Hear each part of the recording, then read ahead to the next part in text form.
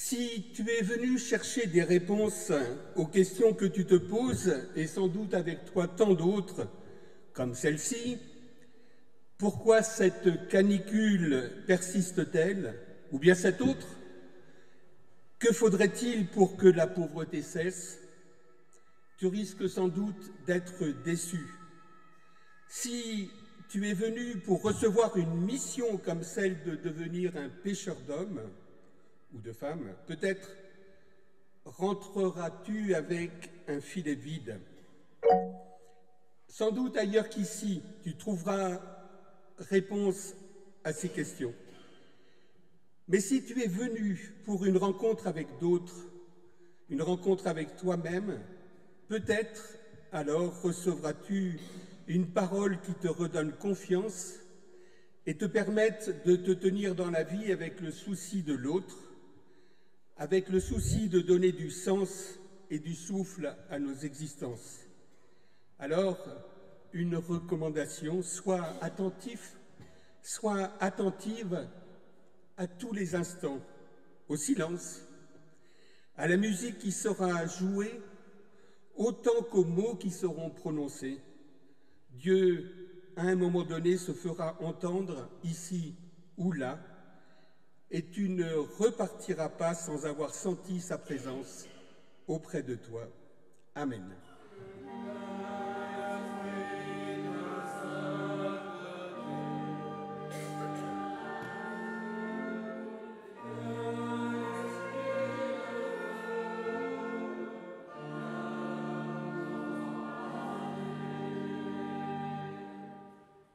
Nous tous, ce matin, sommes rassemblés pour louer le Seigneur Dieu. Il est notre guide et notre espérance. Mais qui es-tu, Seigneur? Toi que nous cherchons, toi dont le silence nous trouble. Tu glisses entre nos doigts comme le sable ou comme l'eau. Et nous ne retenons dans nos filets que notre désir d'aimer et l'espérance de la justice. Nous te savons là, à nos côtés. Présence qu'on ne peut enfermer dans aucun tombeau, ni cerner par aucune certitude. Toi qui franchis les murs et traverses les cœurs, sois au milieu de nous, comme l'ami importun, comme l'absent espéré. Laisse-nous te trouver dans le mot, dans le regard ou dans le pain partagé, et donne-nous aujourd'hui la grâce et la paix. Amen. Et nous...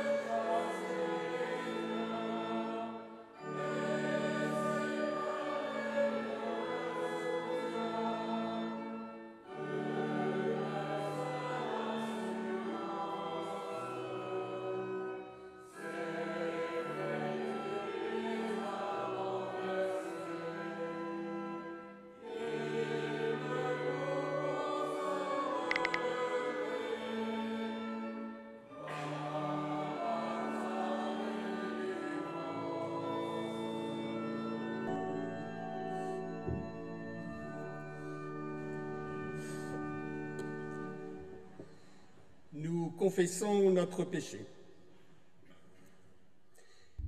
Pour toutes les fois où je veux te montrer que je suis vraiment quelqu'un de bien, pardonne-moi. Pardonne-moi d'oublier que tu me connais. Pour toutes les fois où tu m'as aimé le premier, justifie mon inertie, mon inaction. Oui, pardonne-moi. Pardonne-moi de ne pas vivre de cet amour que tu me donnes. Pardonne-moi de le garder assez souvent pour moi, de ne pas le partager, de ne pas le faire rayonner. Pour toutes les fois où je crois que tu m'aimes parce que je le mérite, pardonne-moi. Oui, pardonne-moi de penser que je le mérite plus que d'autres. Pardonne-moi de croire que tu me donnes de connaître la vérité de façon privilégiée. Et quand je viens avec mes certitudes, là encore, pardonne-moi. Quand je viens en croyant trop savoir, pardonne-moi. Et quand je ne cherche pas à apprendre des autres, pardonne-moi. Je vous invite à vous lever pour entendre des paroles qui disent le pardon.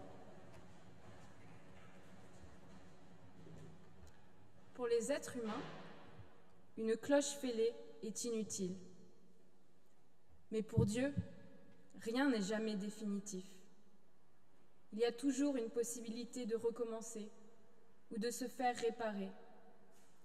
Une cloche fêlée et qui sonne faux n'est pas irrémédiablement perdue. Le fondeur coule une nouvelle cloche à partir de l'ancienne, une cloche qui sonnera de nouveau juste. Cette image dit ce qu'est la grâce de Dieu. Ne rejetez pas celui ou celle qui vous semble sonner faux, mais aimez-la comme je vous ai aimé. Celui qui a dit cela, Jésus le Christ, nous accueille comme nous sommes, grands ou petits, faibles ou forts, joyeux ou tristes, heureux comme malheureux. Dieu nous redit qu'il nous aime et nous remet en route. Et nous lisons dans l'évangile de Matthieu, au chapitre 22, verset 36, la volonté de Dieu. Un pharisien demande à Jésus, « Maître, quel est le grand commandement de la loi ?» Jésus répondit, « Tu aimeras le Seigneur ton Dieu de tout ton cœur, de tout ton être et de toute ton intelligence. C'est là le grand commandement, le premier. Un second, cependant, lui est semblable. Tu aimeras ton prochain comme toi-même. »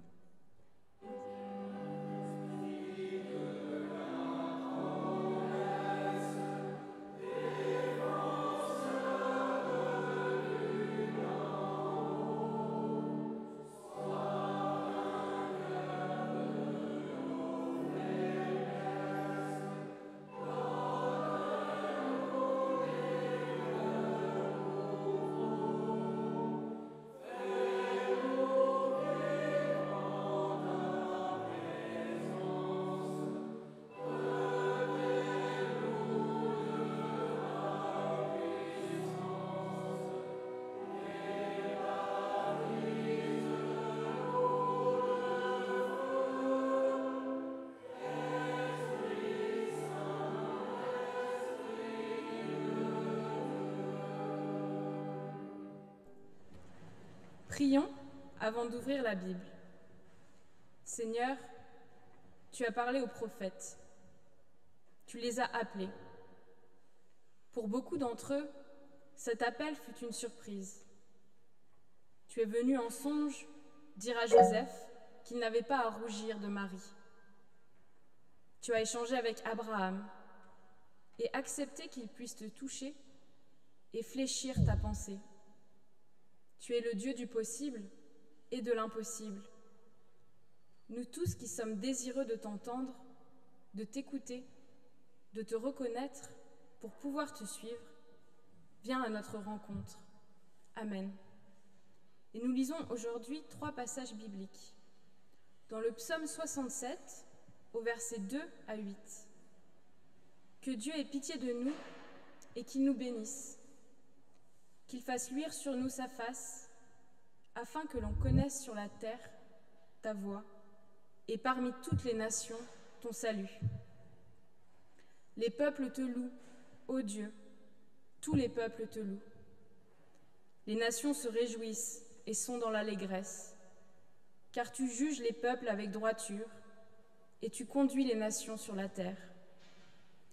Les peuples te louent, ô Dieu, tous les peuples te louent. La terre donne ses produits. Dieu, notre Dieu, nous bénit. Dieu nous bénit et toutes les extrémités de la terre le craignent. Dans Ésaïe, au chapitre 56, versets 1 à 7, ainsi parle l'Éternel. Observez ce qui est droit et pratiquez ce qui est juste, car mon salut ne tardera pas à venir et ma justice à se manifester. Heureux l'homme qui fait cela, et le Fils de l'homme qui y demeure ferme, gardant le sabbat pour ne point le profaner, et veillant sur sa main pour ne commettre aucun mal. Que l'étranger qui s'attache à l'Éternel ne dise pas « L'Éternel me séparera de son peuple », et que l'eunuque ne dise pas « Voici, je suis un arbre sec ». Car ainsi parle l'Éternel. Aux eunuques qui garderont mon sabbat, qui choisiront ce qui m'est agréable et qui persévéreront dans mon alliance, je donnerai dans ma maison et dans mes murs une place et un nom préférable à des fils et à des filles. Je leur donnerai un nom éternel qui ne périra pas. Et les étrangers qui s'attacheront à l'Éternel pour le servir, pour aimer le nom de l'Éternel, pour être ses serviteurs, tous ceux qui garderont le sabbat pour ne point le profaner et qui persévéreront dans mon alliance, je les amènerai sur ma montagne sainte et je les réjouirai dans ma maison de prière. Leur holocauste et leurs sacrifices seront agréés sur mon autel, car ma maison sera appelée une maison de prière pour tous les peuples. Et nous lisons dans l'évangile de Matthieu, au chapitre 15, versets 21 et 28. Jésus, étant parti de là, se retira dans le territoire de Tyr et de Sidon. Et voici une femme cananéenne qui venait de ces contrées, qui lui cria « Aie pitié de moi, Seigneur, fils de David. Ma fille est cruellement tourmentée par le démon. » Il ne lui répondit pas un mot, et ses disciples s'approchèrent et lui dirent avec insistance « Renvoie-la, car elle crie derrière nous. » Il répondit « Je n'ai été envoyé qu'aux brebis perdues de la maison d'Israël. » Mais elle vint se prosterner devant lui, disant « Seigneur, secours-moi. » Il répondit « Il n'est pas bien de prendre le pain des enfants et de le jeter aux petits chiens. »« Oui, Seigneur, dit-elle. Mais les petits chiens mangent les miettes qui tombent de la table de leur maître. » Alors Jésus lui dit « Femme, ta foi est grande, qu'il te soit fait comme tu veux. » Et à l'heure même, sa fille fut guérie.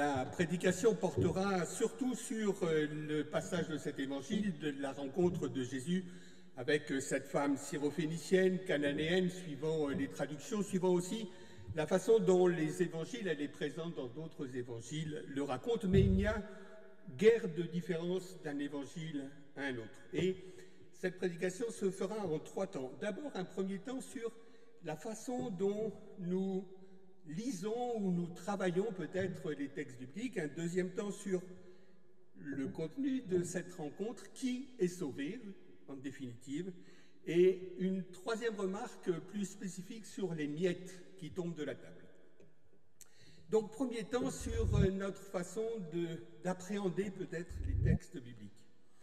Et je commence par faire d'abord amende honorable. Comme beaucoup de pasteurs ou de prédicateurs laïcs, il m'est arrivé de prêcher déjà sur cette prédication, on pourrait dire un peu à la gloire de cette femme cananéenne dont on pourrait dire qu'elle évangélise peut-être Jésus.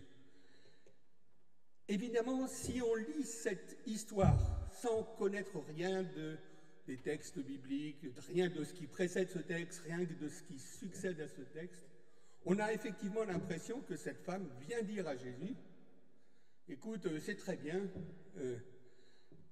tu es destinataire puisque tu es israélien, mais nous, les peuples non juifs, avons droit aussi à cela. Et donc, d'une certaine façon, fait prendre conscience, c'est comme ça souvent que je l'ai présenté et entendu, vient faire prendre à conscience que l'évangile qu'il annonce aux brebis perdues de la maison d'Israël, nous dit le texte biblique, est aussi apporté à l'extérieur. Alors oui, c'est vrai, si on lit cette séquence comme une histoire sortie de nulle part, comme un document qui aurait été rédigé peut-être par un suiveur de Jésus, le petit groupe qui l'accompagne dans son ministère chaque soir en disant « c'est important de noter tout ce qui est arrivé ».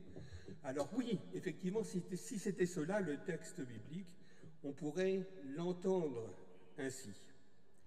Mais vous devez le savoir, les évangiles ne sont en aucune façon des textes genre justement ce tableau de bord ou le carnet de voyage des gens qui suivent Jésus.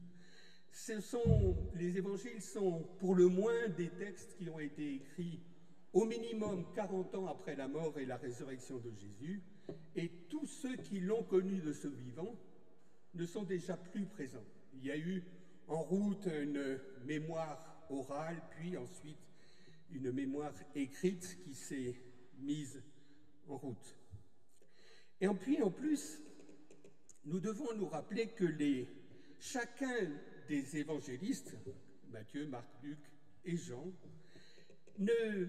même s'ils organisent leur récit, nous sommes les destinataires comme il y a un début, Jésus est né, ça c'est pour Matthieu et Luc. Marc, lui, commence par le baptême de Jésus. Il y a une sorte de chronologie. Au début, on pourrait dire c'est Jésus qu'ils annoncent.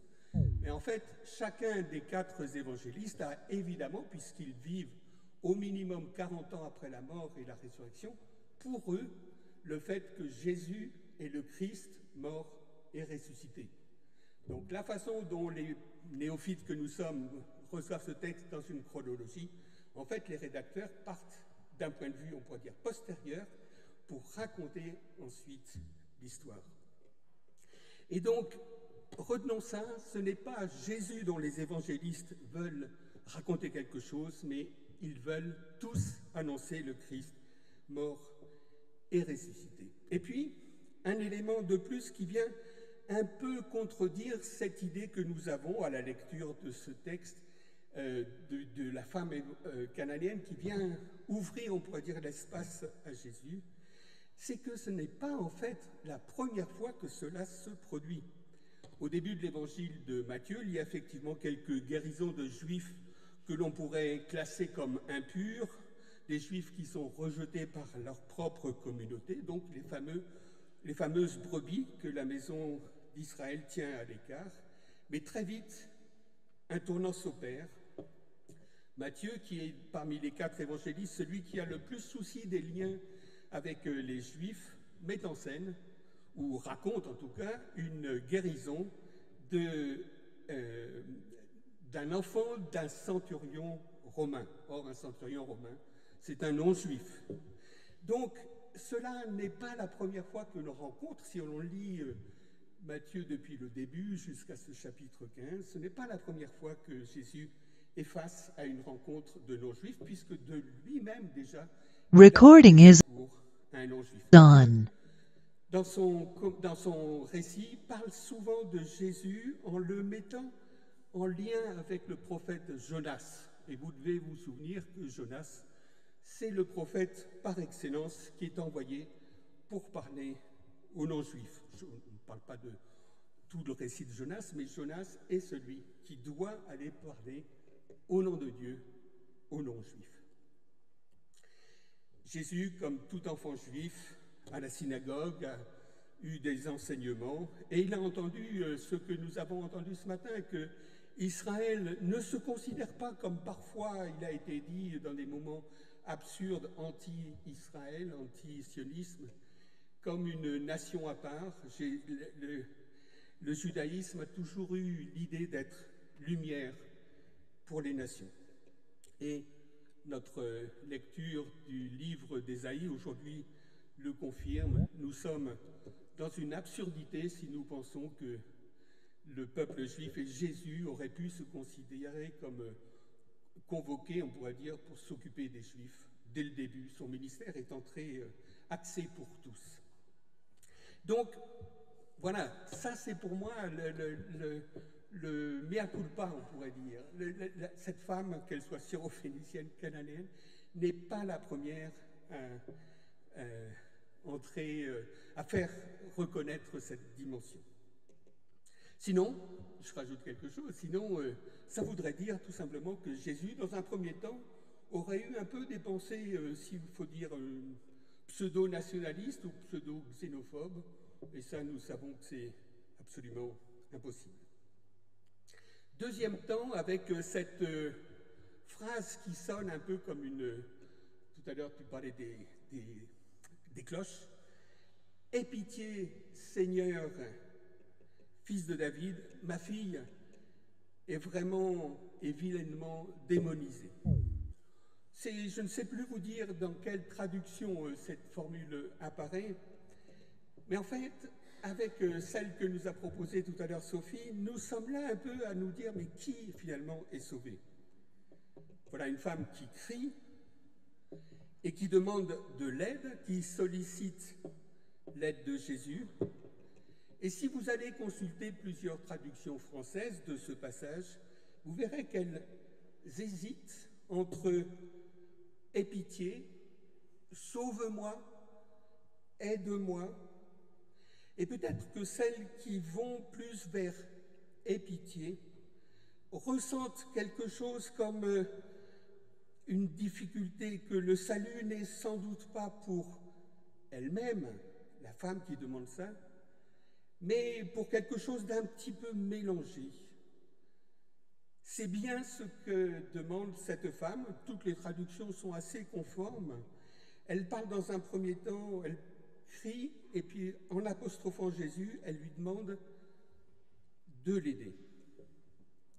Alors, je suis certain que selon notre propre situation, chacun et chacune d'entre nous, aujourd'hui présents, certaines ou certains seront peut-être plus aptes à entendre ce que je vais dire dans les minutes qui suivent.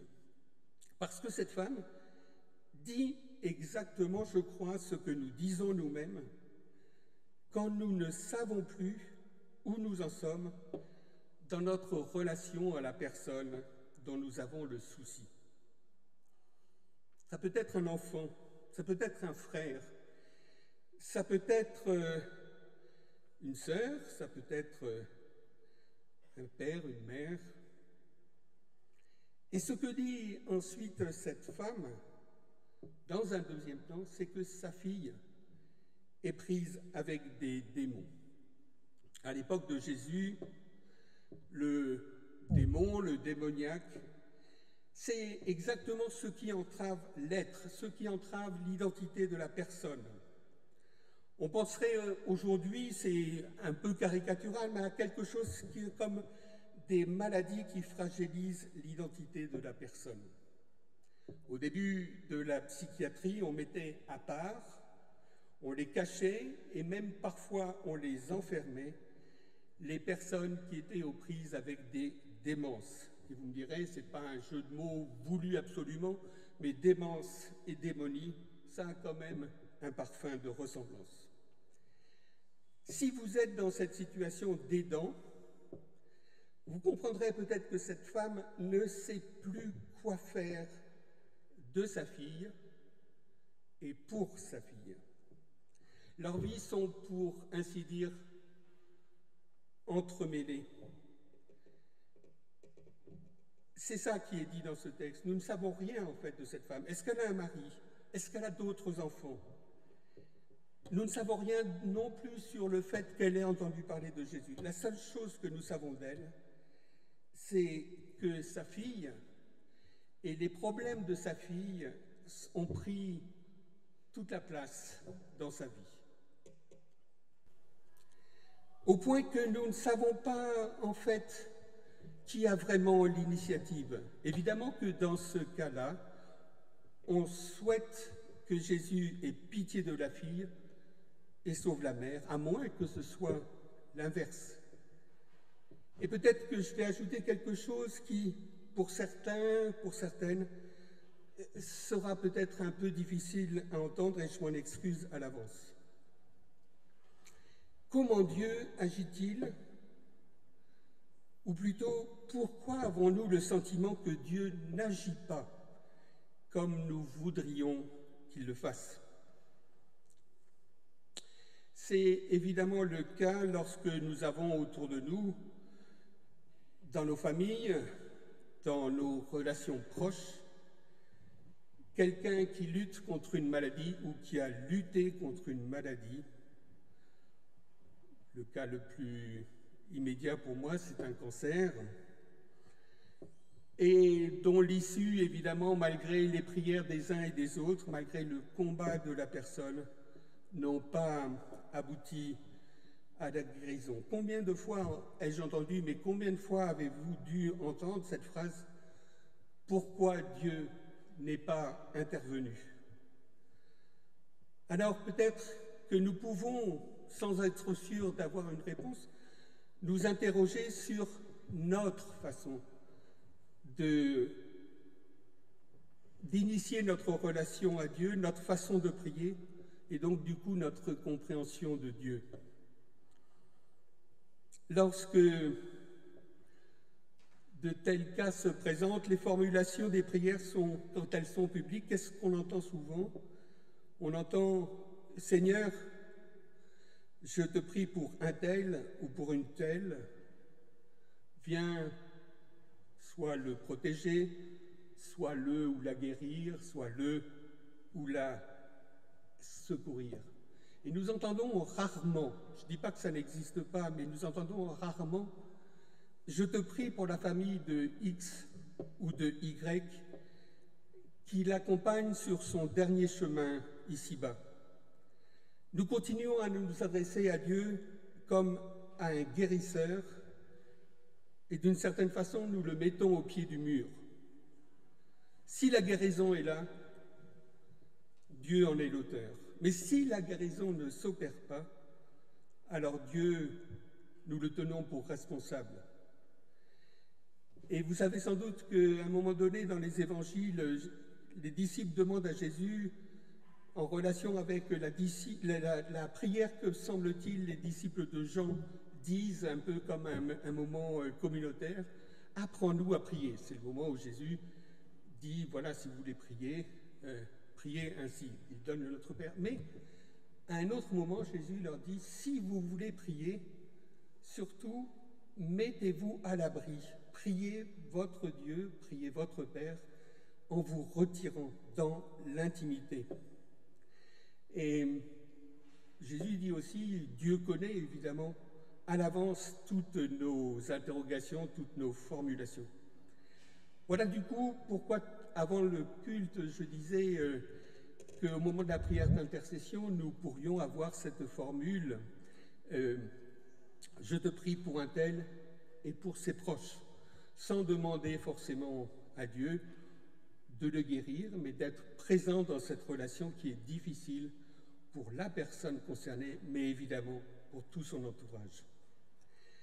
Et peut-être qu'ainsi, en faisant cela, une fois, 2 fois, 3 fois, 10 fois, eh bien peut-être l'idée d'un Dieu agissant, mais agissant dans les relations, viendrait peut-être, entre guillemets, je ne trouve pas le bon mot à l'instant, concurrencer l'image trop, je trouve, caricaturale de notre relation à Dieu.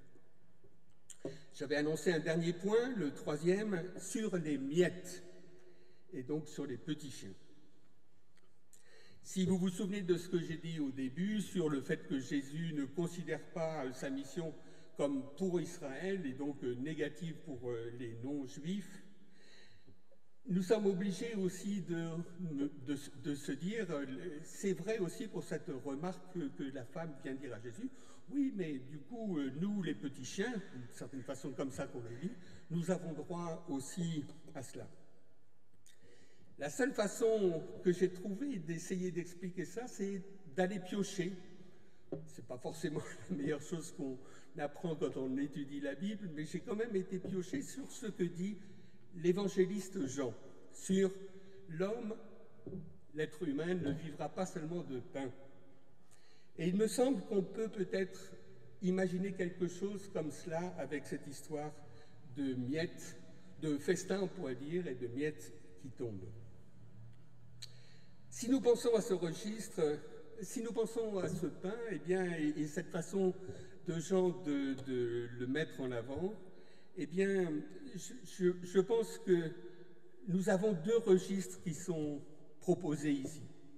Nous avons le registre matériel, le pain qui nourrit le corps, et nous avons le pain spirituel peut-être, donc 2 dimensions sans doute un peu différentes.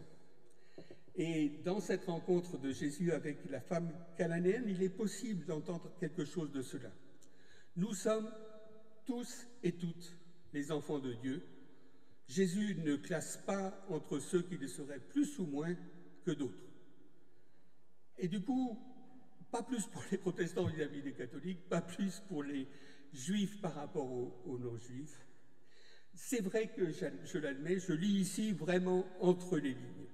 Mais nous sommes du coup en même temps ces enfants à la recherche de ce que le Père, Dieu, peut mettre de confiance en nous pour l'écouter, et des petits chiens que nous frayons un chemin de vie dans sa dimension quotidienne.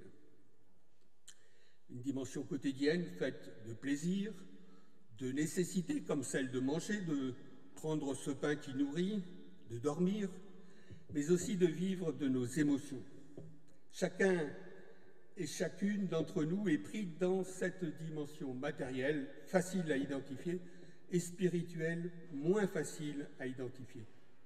Et alors du coup, je pense à ce texte que nous avons partagé, et je voudrais nous dire que nous ne devons pas viser seulement les miettes, mais ce que nous devons viser, c'est le festin qui est proposé, auquel Dieu nous invite. De ce festin, il y aura toujours des miettes que nous pourrons parfois consciemment, sans doute parfois inconsciemment, offrir à d'autres. Si cette femme fait changer Jésus, ce n'est, je crois, donc pas sur la façon dont il regarderait les uns et regarderait différemment les autres, mais ce que cette femme lui aura appris, ou le point qu'elle aura peut-être mis en lumière, c'est que la foi, puisque Jésus dit ta foi, c'est ta foi qui est bonne. La foi n'est pas une affaire de doctrine. La foi n'est pas d'avoir les bons propos théologiques bien calibrés, de savoir bien croire en ceci ou cela. La foi, c'est d'oser demander quand on pense que cela est impossible. Et, chers amis, ne soyons surtout pas embêtés avec nos formulations qui sont souvent bien maladroites, car Jésus reconnaît grande la foi de cette femme, l'exauce en guérissant sa fille. Oui, Dieu peut encore nous surprendre. Et je termine de façon un peu, sinon beaucoup iconoclaste aux yeux de certaines et de certains. Ce n'est pas tant la femme qui fait changer Jésus que la façon dont il résout les controverses. Jusqu'ici, et nous aurons d'autres passages dans l'évangile de Matthieu et d'autres dans certains évangiles, les controverses sont toujours de l'ordre de « pourquoi transgresses-tu » ou « pourquoi laisses-tu tes disciples transgresser la loi ?» Et les réponses de Jésus sont souvent du même ordre. « N'avez-vous pas lu dans la loi qu'il est permis, etc. etc. » Ici, Jésus, dans ce passage, se situe moins comme le maître en sciences des Écritures et plus comme un homme qui déroge à sa ligne de conduite. Pourquoi ? Parce que toutes les situations où Jésus quitte les lieux, c'est ce que dit le début de ce passage, pour aller dans un endroit reculé, c'est pour pouvoir souffler. Quand Jésus dit « passons la rive, allons de l'autre côté, en territoire païen », il sait a priori que les foules juives ne vont pas le suivre parce que le territoire païen, on n'y va pas, c'est païen, donc on n'y va pas, et c'est l'idée qu'il va pouvoir sans doute souffler son ministère et fait tellement de rencontres, les guérisons, ça doit l'épuiser. Voilà ce que Jésus essaye de dire. Passons et voilà, soufflons, prions peut-être. Alors, au cœur de l'été, de notre été, là où les personnes en activité éprouvent de plus en plus le besoin de se restaurer, de souffler, de chercher le frais. Je suis sûr que parmi vous, moi j'habite le Vercors maintenant, il fait meilleur là-haut. Donc on comprend très bien que les gens de la vallée, vous veniez vous mettre un peu plus au frais. On pourrait dire, c'est pas terrible, mais enfin c'est toujours mieux que la canicule quand on est ici dans la vallée. Donc Jésus, je disais, je ferme cette parenthèse, Grenoble-Vercors, pour dire que Jésus a besoin de ce moment pour souffler. Et voilà que Jésus, effectivement, devant cette rencontre de la femme étrangère, déroge à sa ligne de conduite. Ce n'est pas nécessairement un appel à la militance, ce n'est pas pour vous dire de quitter le mode ressourcement. Je suis sûr qu'aujourd'hui, dans les temples français et ailleurs, beaucoup vont dire on a besoin de ce temps de ressourcement, et je le dis moi aussi, mais peut-être quand même est-ce un appel à ne pas détourner la tête quand quelqu'un ou quelqu'une à côté de nous a besoin de nous. Amen.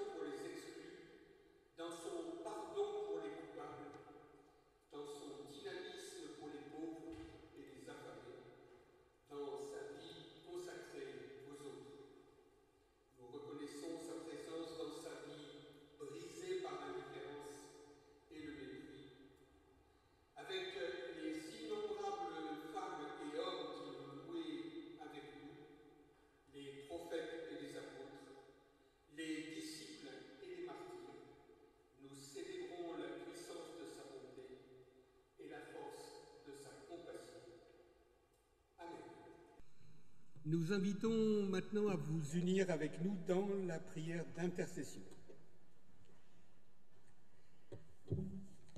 Notre Dieu, nous aspirons à la sérénité. Nous aimerions nous vider de nos préoccupations, de nos soucis, être libérés de nos tensions, bénéficier encore et toujours de ton pardon, recevoir la paix que tu donnes. Et ici, pour tous ceux et celles que nous connaissons, les inquiets, les agités, les révoltés, comme aussi les fraternels, les détendus, les équilibrés, et pour la multitude des êtres humains que nous ne connaissons pas, souvent fatigués et lassés, nous sommes unis. Nous te le demandons, donne-nous et donne-leur ta paix. Maintiens-les dans ta paix et fais de ton Église la communauté où l'on reçoit et où l'on donne cette paix, où l'on peut se faire confiance et s'entraider. Merci notre Père pour la patience et l'amour que tu as eu pour tes disciples, de la patience et de l'amour que tu as pour ce monde aussi. Délivre-nous, notre Père, de nos crispations qui nous empêchent de discerner la présence du crucifié ressuscité, d'entendre ses appels, de vivre avec lui une vie nouvelle. Et ici, nous plaçons dans nos prières tous ceux et toutes celles qui nous sont proches et dont la situation est peut-être chancelante.